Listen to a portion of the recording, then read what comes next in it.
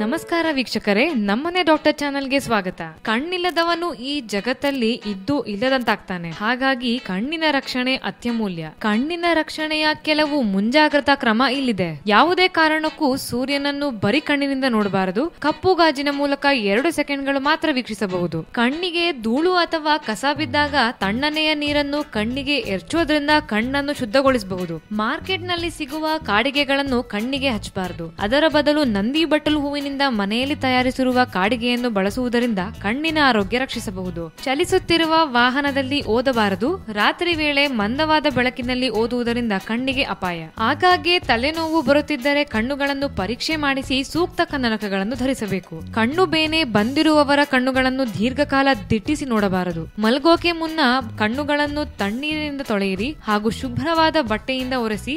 ಬೇರೆಯವರು ಉಪಯೋಗಿಸಿರುವ ಬಟ್ಟೆ ಉಪಯೋಗಿಸಬೇಡಿ. ಓದುವಾಗ ಪುಸ್ತಕ ನಿಮ್ಮ ಕಣ್ಣಿನಿಂದ ಸುಮಾರು 40 ಸೆಂಟಿಮೀಟರ್ ದೂರದಲ್ಲಿರಲಿ. ಓದುವಾಗ ಬೆಳಕು ನಿಮ್ಮ ಎಡಗಡೆಯಿಂದ ಪುಸ್ತಕದ ಮೇಲೆ ಬೀಳುವಂತೆ ಕುಳಿತುಕೊಳ್ಳಬೇಕು. ಬಸಳೆ, ಪಾಲಕ್, ಅಗಸೆ, ನುಗ್ಗೆಕಾಯಿ, ದಂಟು, ನುಗ್ಗೆ ಸೊಪ್ಪು, ಪರಂಗಿ ಹಣ್ಣು, ಕೆಂಪು ಮೂಲಂಗಿ ಮತ್ತು ಮಾವಿನ ಹಣ್ಣನ್ನು ಹೆಚ್ಚಾಗಿ ಉಪಯೋಗಿಸಿ. ತಣ್ಣೀರಿನಲ್ಲಿ ಕಣ್ಣು ತೊಳೆಯುವುದು, ಉಪವಾಸ ಮಾಡೋದು, ಹಣ್ಣಿನ ರಸ ಸೇವಿಸುವುದು, ಕ್ಯಾರೆಟ್ ತುರಿದು ರಸ ಹಿಂಡಿ ಕುಡಿಯುವುದು ಮುಂತಾದ ಕ್ರಮಗಳನ್ನು ಅನುಸರಿಸುವುದರಿಂದ ಕಣ್ಣಿನ ರೋಗಗಳು ದೂರವಾಗುತ್ತೆ. ನಾವು ಕೊಟ್ಟಿರೋ ಟಿಪ್ಸ್ ಗಳನ್ನ ನೀವು ಟ್ರೈ ಮಾಡಿ ನಿಮ್ಮ ಅಭಿಪ್ರಾಯನ ನಮ್ಮ ಕಮೆಂಟ್ಸ್ ಬಾಕ್ಸ್ ನಲ್ಲಿ ತಿಳಿಸಿ. ಹಾಗೆ ಲೈಕ್ ಮಾಡಿ, ಶೇರ್ ಮಾಡಿ, ನಮ್ಮನೆ ಡಾಕ್ಟರ್ ಚಾನೆಲ್ಗೆ ಸಬ್ಸ್ಕ್ರೈಬ್ ಮಾಡಿ.